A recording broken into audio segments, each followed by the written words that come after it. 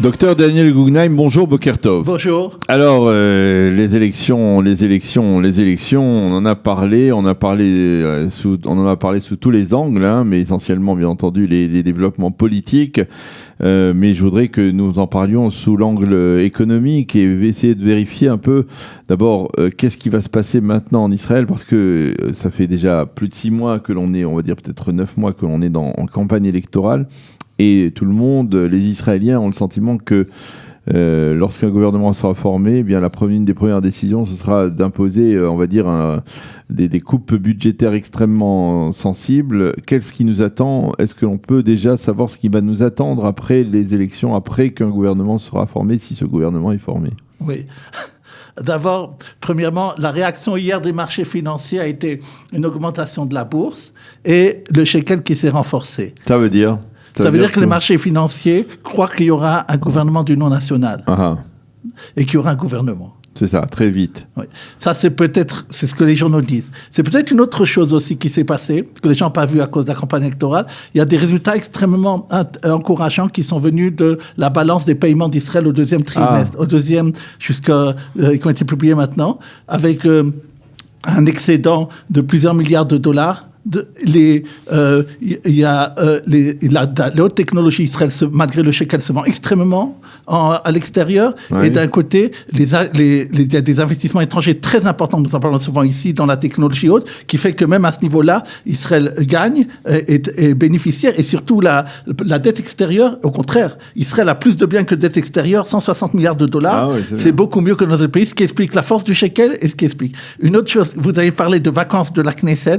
Depuis quelques mois, il n'y a effectivement pas de Knesset, pas de loi, pas de régulation. Et d'un côté, on dit des résultats, comme je vous dis. Donc, il y a une main invisible qui fait que ça continue à marcher. Tourné, oui. Il y a quand même ça. Maintenant, il faut dire qu'il y a un problème qui est qu'il y a des grandes décisions qui doivent être prises.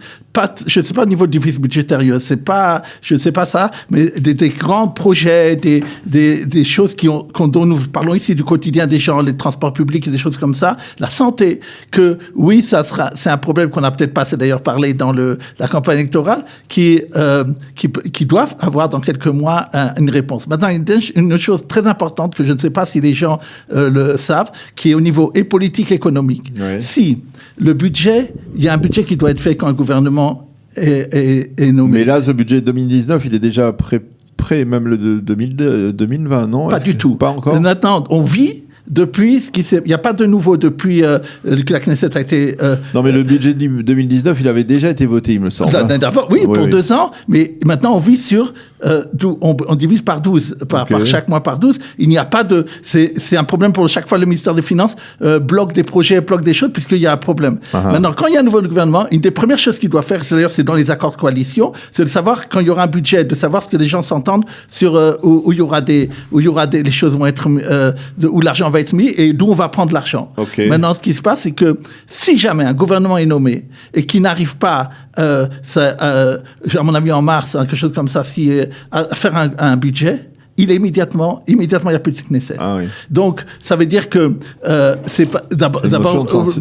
Oui, c'est que immédiatement, il n'y a pas possible. C'est normal d'ailleurs, parce que la première chose d'un gouvernement, c'est son budget. Donc, s'il n'y a pas de budget, il n'y a pas. Et donc, ça sera c'est pas simplement faire un gouvernement. Et vous pouvez imaginer que je ne sais pas comment ça sera s'il y a des petits partis autres, ils font utiliser ça, ou même les partis qui sont à l'extérieur, pour avoir énormément de choses. Donc, et ça fait partie toujours en Israël de la chose. C'est quelque chose de très important. L'économie et le politique sont liés. Et c'est très, très important d'avoir cette chose très peu en ont parlé, mais c'est un point important aussi que les politiciens doivent tenir compte. D'accord. Alors voilà, ça c'est pour ce qui est des élections législatives. Peut-être que nous en reparlerons au fil des semaines surtout si la situation ne se stabilise pas. Alors, je voudrais que nous parlions d'un arrêt de justice qui se rapporte au compte commun lié à la succession. Alors, expliquez-nous de quoi il s'agit. Quel est le dernier développement dont vous voulez parler ? Oui, nous en avons souvent parlé ici. Un homme et une femme, en général c'est le cas mari et sa femme, et il y a d'autres cas aussi qui peuvent arriver. Lorsqu'ils vont à la banque, ils font un compte commun que si malheureusement l'un des deux vient à mourir, alors il y aura ce qu'on appelle Arichut Yamim. Le banquier vous dire, il n'y aura pas de problème, l'argent sera à vous après. C'est faux.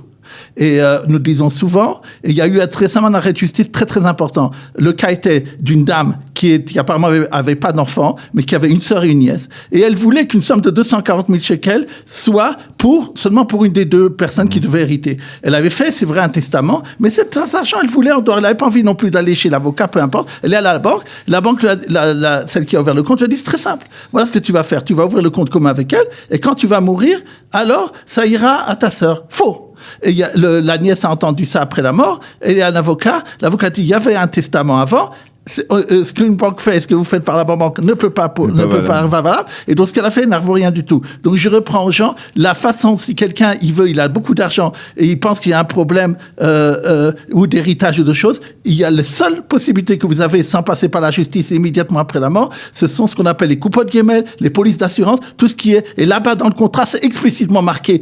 Et là, dans ce cas-là, c'est pas une décision de justice. C'est très important de le savoir. Oui, c'est important.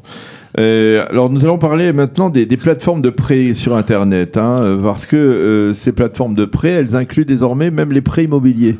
Les mashkantaot. Exactement, c'est une nouveauté de cette semaine. Les milieux financiers en ont parlé. La Banque d'Israël, sûrement en accord d'ailleurs avec le ministère des Finances et de l'Habitat, pour éviter d'ailleurs des augmentations trop importantes des prix ou des spéculations de vouloir acheter un bien pour le louer, vous savez, beaucoup ils font ça, avait décidé il y a plusieurs années de stopper à 50% les prêts qu'on peut avoir pour acheter un bien immobilier. Et le reste, vous deviez l'apporter par des fonds propres. Oui. Et ça date de quand ? 2015 à peu près. Okay. Depuis plusieurs années, 3-4 ans. Et donc, les gens étaient limités. Il y avait toutes sortes de choses que les gens faisaient pour arriver aux autres 50%. Maintenant, ce qui se passe, et nous avons souvent parlé également de ça, c'était une des choses que Carlon avait fait, vouloir faire de la concurrence dans les prêts. Et une des choses qu'il a voulu énormément pousser, c'est les prêts sur Internet, comme il y a dans le monde entier, on appelle ça P2P. Il y a plusieurs sociétés en Israël qui font ça. Et elles ont décidé de se mettre maintenant aussi sur le marché de l'immobilier et de donner jusqu'à 100%.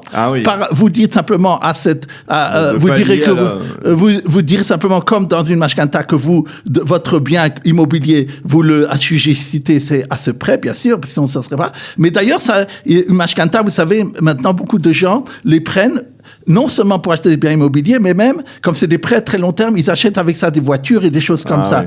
Et donc, cette chose-là va encore augmenter la possibilité des prêts. Maintenant, il faut dire, jusqu'à quelques années, quand vous voulez avoir des prêts comme ça, c'était très très cher. Par rapport au mashkantaot, ça faisait du 8 à 10%, ce qui est beaucoup plus cher. Le mashkantaot, on peut avoir 4-5% maintenant. Comme il y a maintenant cette concurrence-là, et ces plateformes par Internet, on parle de 6 à 7%, et ça peut être valable d'ajouter 1 ou 2% lorsqu'on veut arriver au 100%.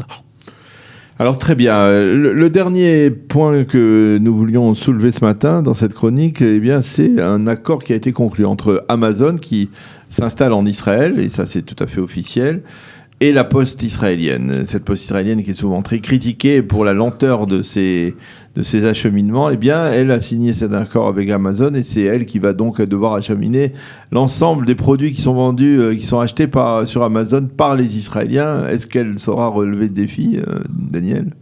Très. Amazon voulait rentrer ici et a tout préparé pour plusieurs mois pour les fêtes de Tishri. Ils savent qu'à ce moment-là, les gens pour Rosh Hashanah et autres vont acheter plus. Et une des choses qu'ils ont fait, ils ont décidé, il y a quelques semaines de ça, ont signé un accord de ce qu'on appelle en Israël biladiout, d'exclusivité, que celui qui pourra transporter les paquets et ce qui sera commandé aux gens, c'est la Poste d'Israël.